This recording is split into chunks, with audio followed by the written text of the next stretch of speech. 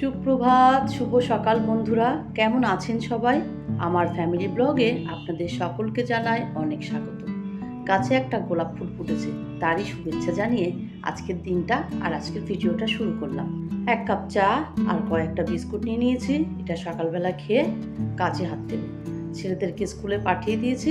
তারপর কিছুটা সময় বসেছিলাম মানে ভিডিওর কিছু কাজ ছিল, সেগুলো রেডি করে তারপর এখন চলে এলাম চাটা খেতে। চা খেয়ে নিয়ে সংসারের কাজ করতে হবে, কারণ আগে ইউটিউবের কাজটা করে এসে তারপরে ভাবলাম যে সংসারের কাজগুলো গুছিয়ে নিই। এদিকে দেখুন বিছানা একদম তুলে পরিষ্কার করে নিয়েছি। আর সকাল থেকে কিন্তু আজকে বৃষ্টি হচ্ছে না, মানে বৃষ্টি আজকে হয়নি। যাই হোক, এদিকে দেখুন রান্না বান্না করছি। আর ওই যে নতুন ছুরিটা কিনেছিলাম, আপনাদেরকে দেখিয়েছিলাম না, সেই ছুরিটা দিয়ে তো এখন সবজি কাটতে দারুণ লাগে, তাই সেটা দিয়েই আলু কাটতে শুরু করেছি। আজকে বেশি কিছু রান্না করব না, ওই চিকেন করব। আলুটা কাটা দেখে বুঝতেই পারছেন যে চিকেনের আলুই কেটে নিয়েছি। এদিকে মশলা করে নিয়েছি আর চিকেনটাকে না ম্যারিনেট করে রেখে দিয়েছি, তাহলে রান্নাটা খুব তাড়াতাড়ি হয়ে যাবে। ওইদিকে তো দেখিয়ে দিলাম যে ঘরের কাজ গুছিয়েই ফেলেছি। আর এদিকে রান্না শুরু করব।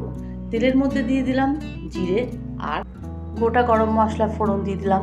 ফোড়নটা একটু চড়বড় করে উঠলেই তার মধ্যে দিয়ে দেবো বেশ খানিকটা পেঁয়াজ দিয়েও কিছুক্ষণ ভাজা ভাজা করতে হবে। আপনারা তো জানেন যে আমি যেভাবে রান্না করি সেটাই আপনাদেরকে দেখাচ্ছি, মানে আমি আপনাদেরকে শেখাচ্ছি না, আসলে আমি প্রত্যেক দিনই এইরকমভাবে রান্না করি, সেটাই আপনাদের সঙ্গে একটু শেয়ার করছি। পেঁয়াজটা হয়ে গেলে এবার এর মধ্যে দিয়ে দিলাম ম্যারিনেট করা চিকেনটা, দিয়ে বেশ খানিকক্ষণ এটাকে বাড়িয়ে কমিয়ে একটু কষিয়ে নেব।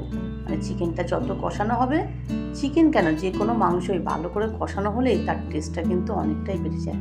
আর ওইদিকে আলুগুলোও না ভেজে রেখে দিয়েছিলাম, আলুগুলো দিয়ে এবার গ্যাসটা কম করে আস্তে আস্তে কষিয়ে রান্না করে নিলাম। আর এই যে হচ্ছে চিকেনের লাল লাল ঝোল। আর আপনারা তো জানেনই যে আমার বাড়িতে একটু ঝোলই খেতে পছন্দ করে। আর এদিকে আছে ভাত, আর একটু করেছি কুমড়োর তরকারি। আর এত পরিমাণে বৃষ্টি হচ্ছে না, জলটা বেরোনোর জায়গা পাচ্ছে না। আর পুকুরটা ডুবে গেছে, তা তো আপনারা জানেন, তাই জল না একদম ঘরের মধ্যে ঢুকে আসছে।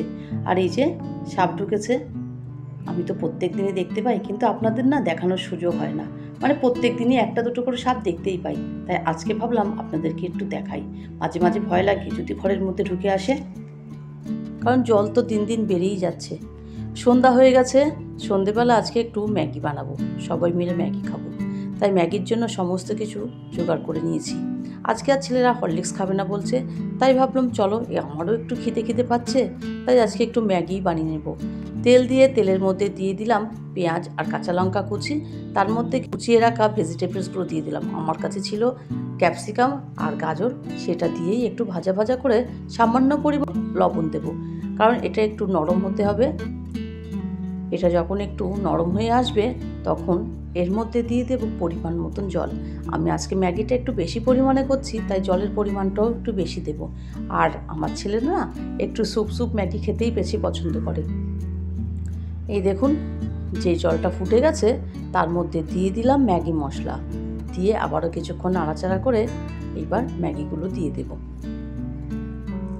ম্যাগি খেতে কিন্তু সবাই কম বেশি ভালোবাসে, আমি তো ভীষণই ভালোবাসি।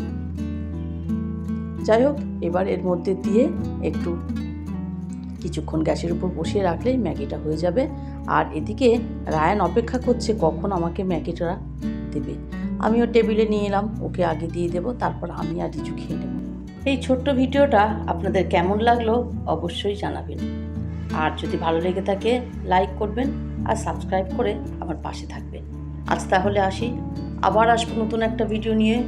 সবাই খুব ভালো থাকবেন, সুস্থ থাকবেন, সাবধানে থাকবেন। আর ভিডিওটা ভালো লাগলে একটা লাইক করে দেবেন।